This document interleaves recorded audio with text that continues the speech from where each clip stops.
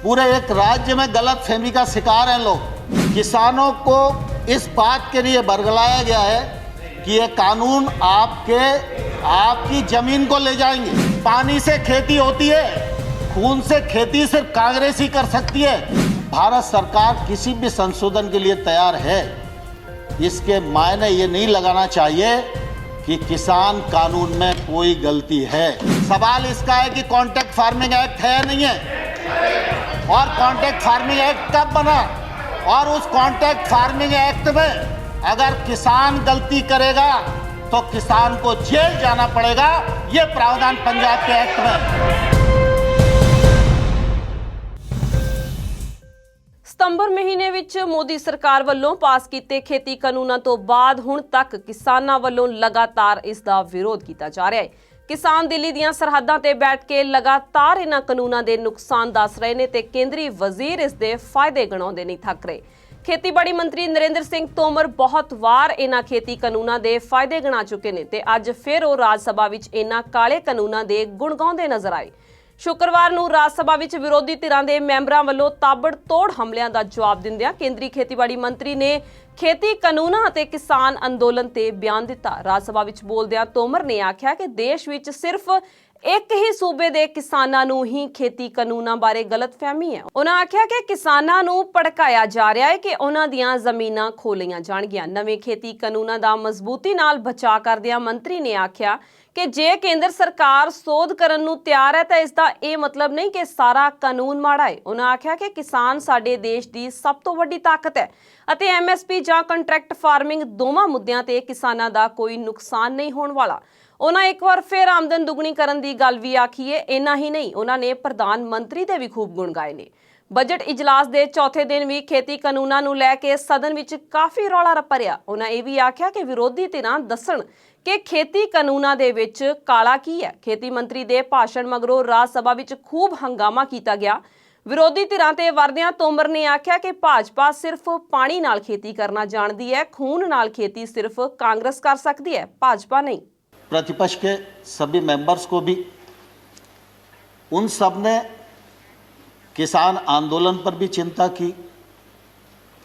किसान आंदोलन के लिए जो सरकार को कोसना आवश्यक था उसमें भी कोई कंजूसी नहीं की और कानूनों को काले कानून भी जोर देकर कहा। लेकिन मैं आज़ाद साहब और आने भाई आपको बताना चाहता हूं कि मैं किसान यूनियन से भी 2 महीने तक यही पूछता रहा कि कानून में काला क्या है, एक मुझे बताओ तो मैं उसको ठीक करने की कोशिश करूं। लेकिन मुझे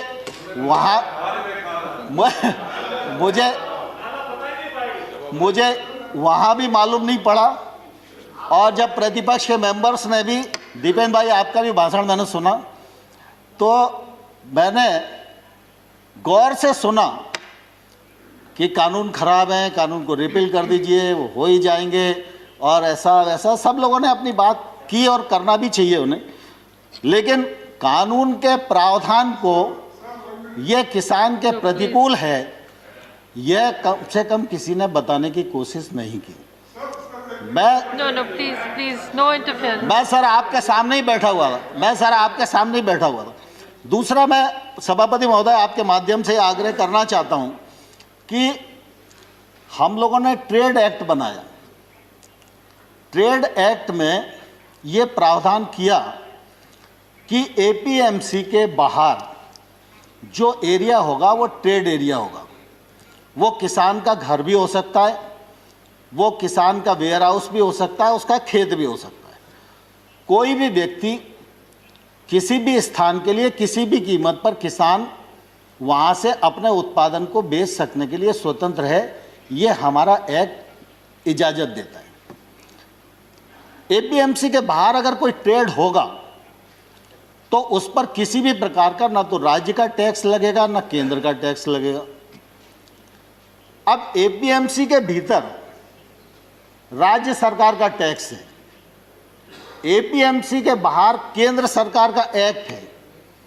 केंद्र सरकार का एक्ट टैक्स को ख़त्म करता है और राज्य सरकार का जो एक्ट है वो टैक्स देने के लिए बाध्य करता है। तो मैं आपके माध्यम से किसानों को भी पूछना चाहता हूं और विशेष रूप से पंजाब के किसानों को भी पूछना चाहता हूं। उनके यहाँ थोड़ी परिस्थितियां अलग हैं, आड़तिया का कमीशन अलग है, बाकी सब चीज़ें अलग हैं, लेकिन हमने टैक्स को फ्री किया और राज्य सरकार टैक्स ले रही है। तो जो टैक्स ले रहा है और लगा रहा है और बढ़ा रहा है, आंदोलन उसके खिलाफ होना चाहिए या जो टैक्स फ्री कर रहा है उसके खिलाफ होना चाहिए? लेकिन अब देश में उल्टी गंगा बह रही है और मैं सभापति महोदय आपके माध्यम से किसान बंधुओं को भी कहना चाहता हूं और प्रतिपक्ष के मित्रों को भी कहना चाहता हूं, भारत सरकार नरेंद्र मोदी जी का नेतृत्व पूरी तरह किसानों के प्रति प्रतिबद्ध है, किसानों के प्रति समर्पित है। किसान आंदोलन के लिए हम लोगों ने लगातार उनको सम्मान देने की कोशिश की है, 12 बार ससम्मान बुलाकर बातचीत की है, एक शब्द भी हमने उनके बारे में इधर उधर नहीं बोला, संवेदनशीलता के साथ विचार किया है। लेकिन हमने ये जरूर कहा है कि आप प्रावधान में कहाँ गलती है, विनम्रतापूर्वक हमारा ध्यान आकर्षित करिए। हमने जो उनकी भावना के अंतर्गत जिन बिंदुओं को चिन्हित किया जा सकता था उनको भी चिन्हित करके बताया कि हमको आपकी लगती है कि आपको यह शंका है कि एपीएमसी खत्म हो जाएगी, तो हम इस पर विचार करते हैं। एपीएमसी खत्म नहीं होगी। हमने एक के बाद एक उनको प्रस्ताव देने का भी प्रयत्न किया, लेकिन मैंने साथ में यह भी कहा कि अगर हम भारत सरकार किसी भी संशोधन के लिए तैयार है, इसके मायने ये नहीं लगाना चाहिए कि किसान कानून में कोई गलती है, लेकिन किसान आंदोलन पर है। पूरे एक राज्य में गलत फहमी का शिकार हैं लोग। एक ही राज्य का मसला है। Please don't interfere. Let him speak. Please don't. We are very short on time. सभापति महोदय, किसानों को इस बात के लिए बरगलाया गया है कि ये कानून आपकी जमीन को ले जाएंगे। मैं कहता हूं कॉन्ट्रैक्ट फार्मिंग के एक्ट में कोई एक प्रावधान बताए, कोई एक प्रावधान बताए। खड़गे जी,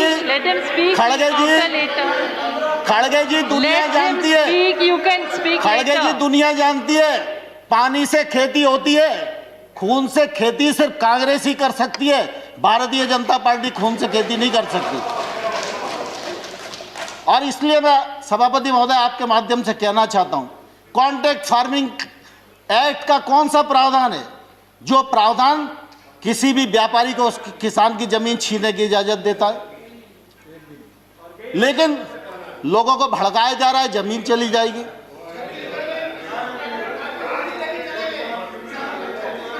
No, please, no comments from either side. No comments, please. Let the honorable minister speak.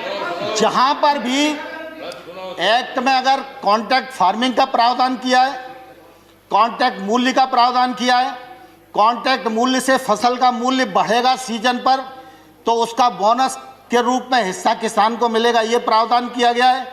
और किसान इस एक्ट से कभी भी बाहर हो सकता है, व्यापारी कभी भी बिना पैसे दिए इस एक्ट से बाहर नहीं हो सकता। और मैं सभापति महोदय आपके माध्यम से कहना चाहता हूं, पंजाब सरकार का कॉन्ट्रैक्ट फार्मिंग एक्ट उठाइए, हरियाणा सरकार का कॉन्ट्रैक्ट फार्मिंग एक्ट उठाइए, और वो तो हुड्डा जी के समय पारित हुआ था। और आज अरे प्लीज,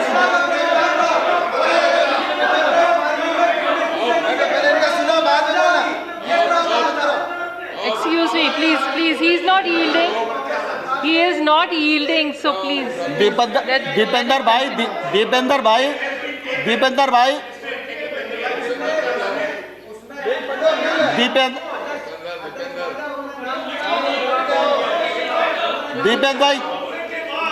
भाई प्लीज, अरे मुझे स्पष्ट तो करने दीजिए। You still have a member. You can speak.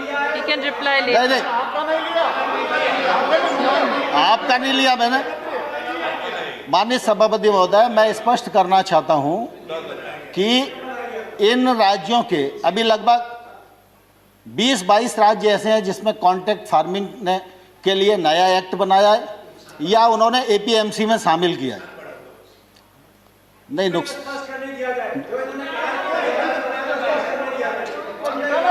We are already very tight on time. Dipen भाई, And let him finish. You still have a member to speak. He can reply in that. Honorable Minister, please continue. Honorable Minister, please continue. Rule 6 में APMC ने amendment हुआ हरियाणा में, मगर उसके साथ-साथ ये प्रावधान बना कि अगर एमएसपी से नीचे कोई प्राइवेट कंपनी अगर कॉन्ट्रैक्ट फार्मिंग में खरीद सकती है तो कानूनी कार्रवाई और सजा होगी। आप सजा का प्रावधान करें। ठीक है दीपेन भाई, आपकी बात आ गई, लेकिन मैं कुल देखिए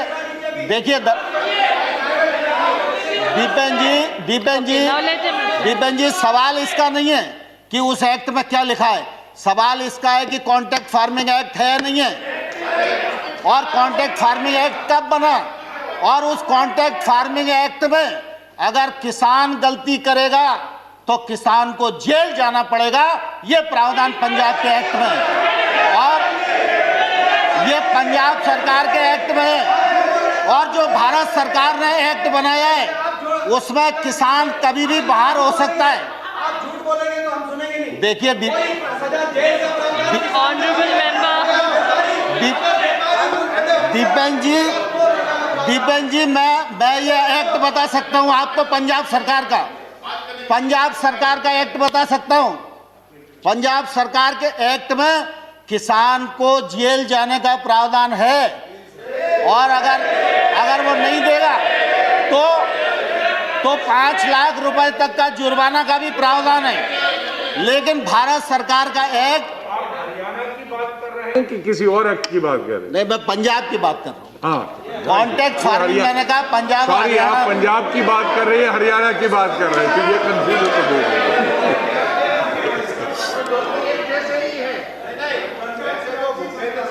ऐसे तो भूपेंद्र सिंह हुड्डा जी की कमेटी की रिपोर्ट थी जिसमें उन्होंने कहा था एपीएमसी को समाप्त करो, उस बात को अगर इनकार करो तो बताओ। So, Honorable Minister. एपीएमसी को समाप्त करो, और ये पंजाब में हुड्डा जी, अब Honorable एक Minister. बार दीपेन जी किसकी सरकार की पंजाब में Yes. Yes, sir. When any reference has to be made to a person और state or a state, Under which and the individual rule? person Under which rule is are not you present putting up here, the point of order? and about a Sir, report Bhatti, under which is neither an official report nor a government report, so those Under which references must be rule, excluded. Sharma ji, are you making the point of order? Dipendra ji, Hasn't given the Dipen ji rule. Please, Dipen ji please. Honorable Minister, please sit, let him speak. देखिए ये Honorable contract member, farming act Honorable member. और ये trade act, ये सब हुड्डा जी की recommendation के कारण आए। कान खोलकर सुन लो, ये हुड्डा कमेटी की रिपोर्ट के कारण आए। और अब जब दोबारा से कृषि पर बहस हो, तब आप पढ़ के आना और बहस करना, मैं जवाब Under दूंगा which आपको। rule, sir? Bhupendra Yadav ji has a point of order. Please say under Bhupendra which ji. rule and Madam, माननीय सभापति महोदय, Madam, Bhupendra Rule Yadav ji. 238, Rule 9 shall not obstruct proceeding his or interrupt and avoid making running commentaries with speeches are being made in the council. उनको जरा restrict करिए. Now, honorable members, please realize we are very short on time.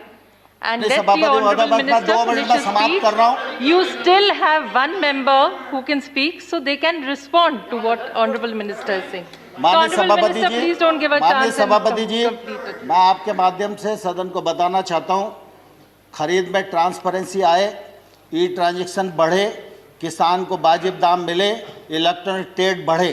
इसके लिए 1000 मंडियों को इनाम मंडी के रूप में परिवर्तित किया, और 1000 और अब कर देंगे, बजट में प्रावधान हो गया। इसी प्रकार से लगातार हमने कोशिश की है कि कृषक की आमदनी दोगुनी हो और किसानी का योगदान देश के जीडीपी में तीव्र गति से बढ़े। ये जो कृषि सुधार बिल हैं, ये बिल भी इसी दिशा में एक महत्वपूर्ण कदम है।